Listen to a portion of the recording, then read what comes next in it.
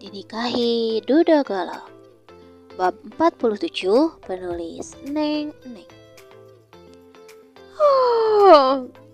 Berkali-kali Eliana menguap menahan kantuk. "Kau kenapa terus menguap?" tanya Ed, menatap Eliana yang tengah membaca cerita anak-anak, sementara dirinya membaca buku bisnis. "Tidak apa-apa," El menggeleng, sambil berusaha membuka matanya yang sudah 5 watt. "Kau mengantuk?" tanya Ed menatap El. "Kadang, aku tidak berhenti berpikir, kenapa aku harus menikah dengan pria kolot seperti dirimu? Kenapa aku harus berkencan di toko buku? Yah, aku memang ingin dibawa ke tempat yang tenang dan damai. Tapi, tidak ke toko buku juga kali." Eliana mengoceh sambil mengebetkan bukunya keras. Apa maksudmu? Aku adalah pria kolot." Ed yang tidak terima langsung naik pitam. "Shh!" Tiba-tiba terdengar suara dari samping mereka.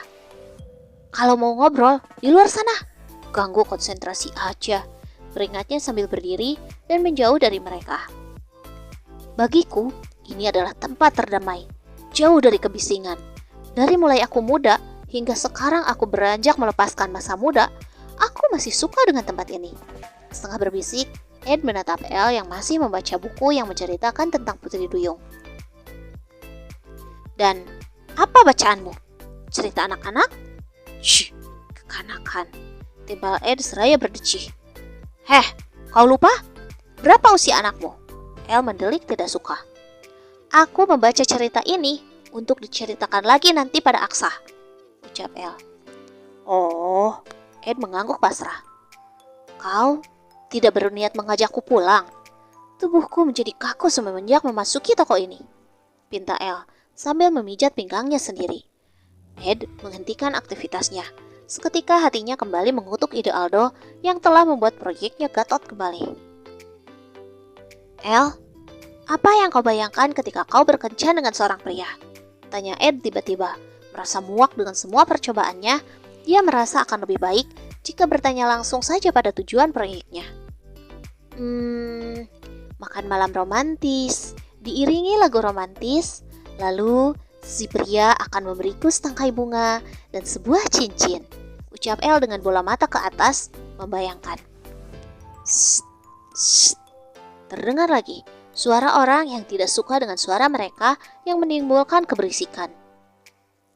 "Baiklah, kita pergi dari sini." Ed menuntun tangan El, lalu berjalan menuju mobilnya, dengan tangan lainnya mengetikkan sesuatu pada ponselnya. Tiba di dalam mobil, El bersandar di kepala jok kursi. Tak lama, El tertidur. Mungkin karena dia lelah membaca buku, sementara Ed masih asyik dengan rencananya. 2 jam. Malam mulai menyerang, suasana gelap, tapi El masih asyik berkelana di dunia mimpinya. Keadaan itu justru memudahkan Ed menjadi bebas mengatur rencananya. Ketika El tertidur, Ed sempat membeli seikat bunga mawar merah dan sebuah cincin berlian. "El, bangun, kita sudah sampai." Ed mengguncangkan bahu El. El menguap selebar-lebarnya. Ed mendelik, risih. "Ups, hehehe." El segera menutup mulutnya. "Kita sudah tiba ya?" Tubuhku rasanya pegal semua. El langsung turun dari mobil tanpa memperhatikan keadaan sekitar. Seketika, kaki El membeku. Langkahnya terhenti kalau melihat pemandangan di hadapannya. Ya, Ed menghentikan mobilnya di sebuah restoran mewah ternama di kota itu. Berkali-kali, El mengucek matanya. "Apa aku sedang bermimpi?" tanya El pada dirinya sendiri, lalu menepuk-nepuk pipinya perlahan. Kini, dia yakin dia sedang tidak bermimpi karena tamparannya terasa sakit. "Ayo masuk." Ed menuntun lengan Eliana, lalu berjalan menuju ke dalam restoran. "Wah, ini bagus banget, indah." El berdecak kagum melihat dekorasi restoran yang hanya ada mereka berdua. Tak lama pelayan datang, lalu menyuguhkan makanan andalan restoran mereka. Ini kayaknya enak banget." El langsung duduk setelah Ed menggeser kursinya. "Kau menyukainya?" tanya Ed melihat keantusiasan El. Dia yakin 1000% kali ini proyeknya pasti berhasil. Aku menyukainya. El mengangguk dengan mata terus berkelana pada setiap dekorasi restoran. Aku tahu, sepanjang hidupku, aku tidak pernah gagal dalam melakukan proyek apapun. Ed terkekeh, merasa menang. Maksudmu? Proyek apa? Tanya El, bingung. Proyek membuatmu senang. Ucap Ed terbahak. Hah? Sungguhkah? AA ingin membuat aku senang? Tanya El antusias. Bunga ini untukmu. Ed menyodorkan seikat bunga mawar. Hish, kenapa tidak sambil berjongkok lalu memohon sih? El sedikit kecewa, tapi dia tetap menerima bunganya dengan tersenyum yang sedikit dipaksakan. Dan ini cincinnya. Ed menyodorkan sebuah kotak bludru berwarna merah ke hadapan El. Hah? Kok gak dipakein sih? Capek deh. Gak romantis banget. El kembali merutuki ketidakromantisan AA. Tapi dia tetap menghargai kerja keras AA. El menerimanya dengan senyum terpaksa. Apa kau suka?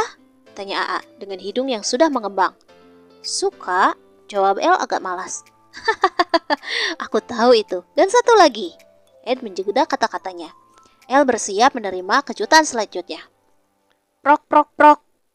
Ed menepuk tangannya 3 kali. Tiba-tiba saja segerombol orang naik ke atas panggung kecil yang sudah disiapkan. Hah? Kenapa banyak aki-aki di sini?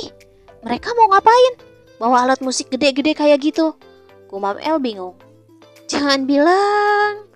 El membelalakan matanya kala melihat ternyata rombongan pria yang usianya di atas Edgar tengah memainkan alat musik khas zaman dahulu kala. Jreng jreng jreng. Musik dimainkan. Eliana kembali menguap. Gini amat nasib punya suami di era 70-an. Kemesraan ini janganlah cepat berlalu. Kemesraan ini ingin ku kenang selalu. Hatiku damai, jiwaku tentram di sampingmu. Hatiku damai, jiwaku tentram bersamamu.